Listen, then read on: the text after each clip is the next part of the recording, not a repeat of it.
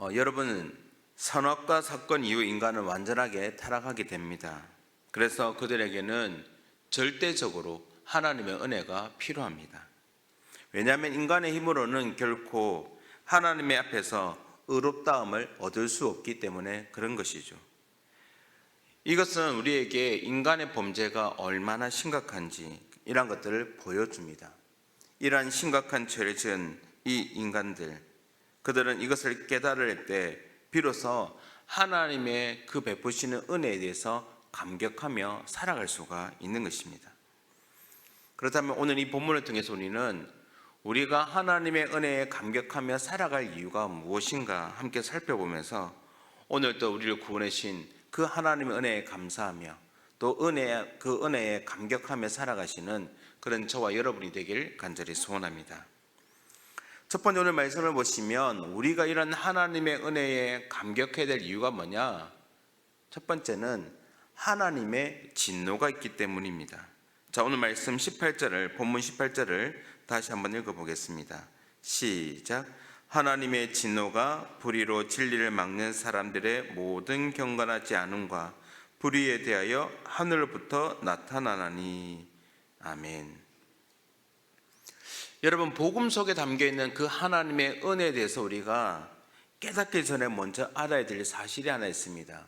그것은 바로 우리가 하나님의 진노에 받을 대상이었다는 사실입니다. 복음이 사람을 차별하지 않는 것처럼 더 나아가서 하나님의 진노 역시 사람을 차별하지 않습니다. 그래서 우리가 보는 이 이스라엘 역사는 죄와 그리고 하나님의 진노로 얼룩진 역사라고 해도 과언이 아닐 것입니다. 하나님은 죄를 지은 이스라엘뿐만 아니라 이방 나라에도 진노하셨습니다. 그래서 이러한 모든 것을 통해서 결국 죄가 있는 곳에는 반드시 하나님의 진노가 있다는 사실, 그것을 우리에게 잘 보여주는 것입니다. 그런데 이 사실은 결국 과거 이스라엘 그 역사 안에만 머무는 것이 아니라 그것은 바로 과거와 현재 그리고 미래에도 변하지 않을 것입니다. 그런데 이러한 하나님의 진노를 피할 수 있는 유일한 길이 무엇입니까? 바로 복음을 듣는 겁니다.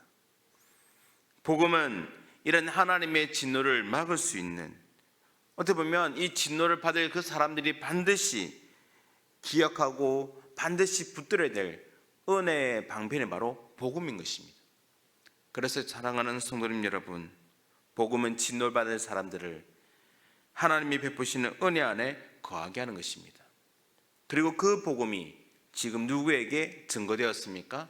바로 이 자리에 참석하고 있는 우리에게 증거되었기에 우리는 오늘 또 이 하나님의 진노로부터 벗어날 수 있다는 이 사실로 인하여 오늘도 우리는 그 하나님의 베푸신 은혜에 감격하며 살아갈 수 있는 은혜가 있기를 간절히 소원합니다.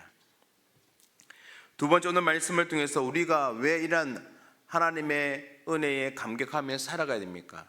그것은 바로 우리가 하나님 앞에서 핑계할 수 없기 때문에 그렇다라고 이야기를 하고 있습니다. 오늘 본문 19절과 20절을 한번 보십시오. 우리 한번 19절 20절 읽어보겠습니다. 시작. 이는 하나님을 알만한 것이라 그들 속에 보임이라 하나님께서 이를 그들에게 보이셨느니라. 창세로부터 그의 보이지 아니하는 것들 곧 그의 영원하신 능력과 신성이 그가 만드신 만물에 분명히 보여졌나니 그러므로 그들이 핑계하지 못할지니라. 아멘. 오늘 말씀을 보면 사도 바울은 우리가 하나님 앞에서 핑계하지 못하는 사실 두 가지를 언급합니다. 무엇을 핑계하지 못한다는 겁니까? 먼저는 하나님을 알만한 것들이 그들의 속에 보였음에도 불구하고 그들이 뭘 합니까?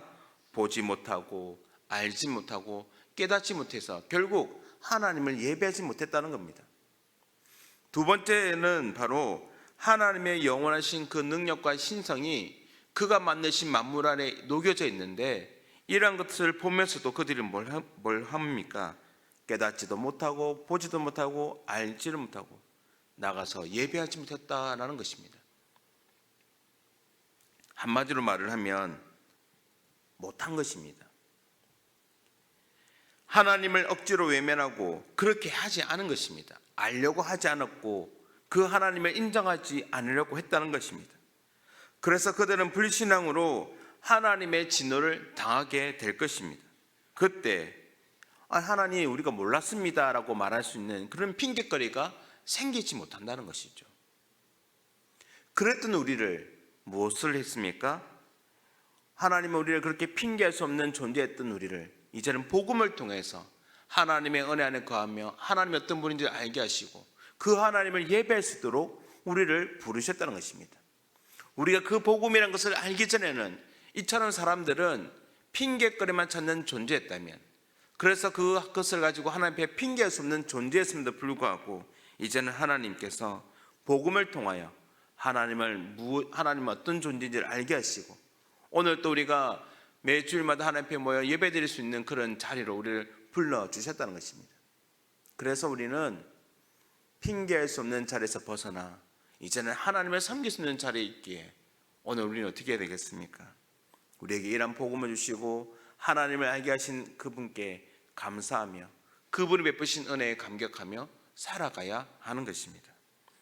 오늘 또 우리의 삶 속에 있는 모든 것을 통하여 하나님께 핑계하기보다는 오히려 우리를 하여금 하나님을 알게 하신 그분께 감사하며 그분을 영화롭게 하는 그 일에 쓰임받는 그런 저와 여러분이 되길 간절히 소원합니다. 마지막으로 오늘 주시는 말씀은 왜 우리가 하나님의 은혜에 감격하며 살아가야 되는가? 결국 우리 인간의 지혜는 한계가 있기 때문이라고 말씀하고 있습니다. 자, 오늘 본문 22절을 한번 읽어보겠습니다. 본문 22절입니다. 시작. 스스로 지혜 있다 하나 어리석게 되어. 여러분, 인간의 어떤 지혜에는 한계가 있습니다. 그래서 인간은 자신의 지혜를 믿고 마치 불가능한 일이 없는 것처럼 살 때 그렇게 행동하게 살아가지만 사실은 그렇지 못합니다. 욥기 38장 이하를 읽어보면 우리는 명확하게 인간의 한계가 무엇인지를 볼 수가 있는 것입니다. 그뿐만이 아닙니다. 오늘 읽었던 이 사도 바울 이 로마서의 말씀에서도 스스로 지혜 있다 하나 어리석게 되어라고 말하고 있지 않습니까? 우리는 이 말씀에 주목해야 합니다. 왜냐하면 이 말씀은 결국 우리 스스로가 지혜 있다 생각하는 것은 결국은 무엇을 말하는 거냐? 우리가 바보가 된다는 것과 똑같은 의미입니다. 나는 지혜로워 이렇게 생각하는 것은 바로 나는 바보입니다라고 고백하는 것과 같다는 것입니다. 그래서 사도 바울은 이것을 깨달으라고 주의하고 말하고 있는 것입니다. 사랑하는 성도님 여러분, 이 세상에는 사랑하는 모든 사람들이 자기가 똑똑하고 지혜 있다고 말하지만 그러나 아직도 우리는 알지 못하고 깨닫지 못하는 것들이 너무나도 많다는 것 아시지 않습니까? 내가 아는 범위 안에서만 내가 지혜롭고 똑똑한 것처럼 보이지만 내가 모르는 분야에서는요 전혀 알 수가 없는 것입니다. 그럼에도 불구하고 아직도 수많은 사람들이 어리석은 자의 길을 선택하고 있습니다. 안타까울 뿐이죠. 정말 지혜 있는 자가 되기 위해서는 자기의 한계를 먼저 인식하고 깨닫고 더 나아가서는 그 지식과 지혜의 근본 되시는 하나님을 알고 그분을 신뢰할 때 바로 그 사람의말로 지혜 있는 사람이 되는 것입니다.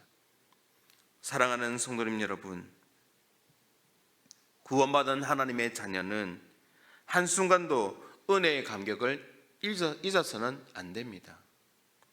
왜냐하면 하나님의 진노에서 우리는 구원을 받았기 때문에 하나님 앞에서 핑계할 수 없고 우리의 지혜는 한계가 있고 연약하고 부족한 우리를 하나님께서 우리를 구원해 주셨기에 오늘도 우리는 하나님 앞에서 그 베푸신 은혜에 감격하며 살아가야 되는 것입니다. 사랑하는 성도님 여러분, 오늘도 날마다 구원의 은혜에 감격하며 살아갈 수 있는 그런 저와 여러분의 삶이 되길 간절히 소원합니다. 그럴 때 하나님의 은혜가 얼마나 값지고 귀한 것인지를 깨닫게 되는 것이죠. 우리에게 주신 이 복음이란 것은 값싼 복음처럼 보이지만 사실 그렇지 않습니다. 우리가 에베소의 말씀을 따르면 결국 이 복음은 하나님의 선물을 받은 것 아닙니까? 여러분 한번 생각해 보십시오. 선물은 값이 쌓이기 때문에 주는 게 아닙니다. 선물이란 것은 내가 지불할 수 없는 그만한 가치가 있는 것이 바로 선물이죠. 우리 아이들에게 선물은 어떤 겁니까? 아무나 살 수 있는 거 합니까? 그 아이가 살 수 있는 거 선물을 줄까요? 아닙니다. 이 아이의 능력에는 미치지 못하는 것을 부모가 그 능력으로 그 아이에게 선물로 주는 거죠. 그래서 우리에게 주신 이 복음이라는 것은 값싼 복음이 아니라 어떻게 보면 정말로 우리가 살 수 없는 값비싼 복음이라는 사실을 깨닫고 그 은혜에 감격하며 오늘도 살아가시는 그런 저와 여러분이 되길 간절히 소원합니다.